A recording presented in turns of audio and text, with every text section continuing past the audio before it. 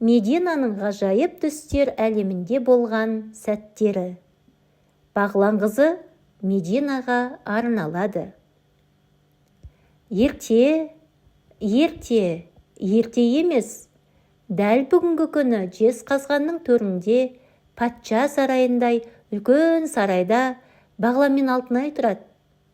Олардың 4 жасар Медина есімді қыз баласы мен Мәнсүр атты ақылды, әрі ерке ұлдары бар. Бір күні кешке Медина бөлмесінде сурет салып отырды. Ал қызыл, күлгін, ақшыл, жасыл түстерді алып, мынау Жанка әжемнің әдемі көйлегі, мынау Гува әжемнің гүлі, мынау Мәнсүрдің добы, деп күбірлеп қояды. Қазір енді аталарымның машинасын саламын, дейді, салған суреттеріне мәз болып қайта қарап. Сол кезде есіктен әкесі Бағлан мен анасы Алтынай және ерке Мәнсүр кірді. Қолында кішкене қоңыр күшігі бар. Менің пинпиногым не салып отыр екен, деді Бағлан.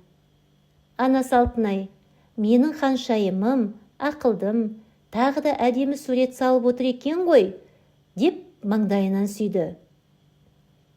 Ал Мәнсүр жүгіріп келіп, Меди, мені де сал. Салмасаң, қарындашыңды бермеймін, деп қарындашты ала қаша жөнелді. Мәнсүр, ол менің күлгін түсім ғой, деп Медина оқыс қозғалған бетте үстел үстінде қарындаштар жерге төгіліп түсті. Сол кезде жерге түскен бояулар жарқ етіп, бөлменің ортасында күлгін есік пайда болды. Есіктің үстінде ғажайып түстер әлемі деп жазылып тұр екен. Ішінен кішкентай Куроми секіріп шықты. Медина, тез кел, біздің елдің түстері араласып кетіп жатыр. Ақ түс күлгінге ренжіп отыр. Ал қызыл жасылмен сөйлеспей қойды. Соның әсерімен барлық түстер араласып кетті, деп ренжіді. Біз барамыз, деді Медина. Мен де, деді Мәнсүр. Жалғыз жібермейміз, деді Бағлан. Отбасымен барамыз, деді Алтынай. Сөйтіп бәрі есіктен өтті. Алдында ғажайып әлем тұр еді. Ақ аттар шауып жүр. Күлгін бұлттар жүзіп барады. Қызғылт ағаш өсіп тұр. Алыста жұлдыздар айналып билеп жүр. Кенет аспаннан дауыс шықты.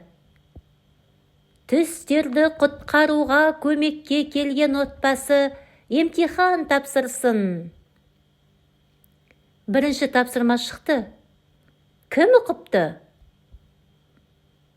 Мәнсүр ойыншықтарды шашып тастапты. Медина, кел, бірге тез-тез жинайық, деді. Екеуі бірге жинады. Ақ түс жарқырап кетті. Екінші тапсырма. Кім ең қамқор? Мәнсүрдің күшігі қашып кетті. Ол жылап қалды. Медина жүгіріп барып, жылама, Мәнсүр, мен қасыңдамын. Күшігіңді қазір ұстап берем, деп жұбатып кетті де күшікті әкеп берді. Мәнсүр қуанды. Күлгін түс жарқырады. Үшінші тапсырма. Кім ең мейірімді? Сол кезде алыстан Сембай, Ғалымжан аталар мен Жанар және Гүбәш әже көрінді. Медина қуанып жүгіріп барып, Жанар әже, Гүбәш әже, мен сіздерді қатты жақсы көремін. Бүгін келеме деп жүредім, деді шаттанып. Әжелер мен аталар немерелерін құшақтарына қысып жатыр. Сол кезде барлық түстер достасып, аспанға көтерілді де үлкен кемпір қосаққа айналды. Ынтымағы жарасқан бояулар отбасына алтын күйме сыйлады. Медина мен Мансұр мәз болып, ата-әжелері, ата-аналарымен бірге 6 жұп атты жегіп, алтын күймемен кемпір-қосақ жолымен үйлеріне жетті. Куроми де аспан әлемінен бірге түсіп, балалардың жанында. Үлкен іс бітіргеніне қуанып жүр. Аталар, әжелер, сіздер кетпейсіздер. Бүгін біздің үйде болыңыздар, деді үйіне кіргенде Медина. Мен бүгін анама көмектесемін. Сіздерге дәмді тағам дайындаймыз, деді. Сол сәтте Медина аспанда жаңа жұлдыз жанғанын көрді.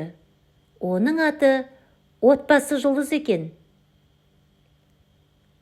Содан бері Медина әр кеш сайын сурет салғанда, ата-әжелермен бірге барлық отбасының бірге жиналған сәтін бейнелегенді жақсы көреді екен. Өйткені өзінің салғандарының ең әдемісі отбасының түгел жиналған сәттегі сурет екенін жүрегі сезеді.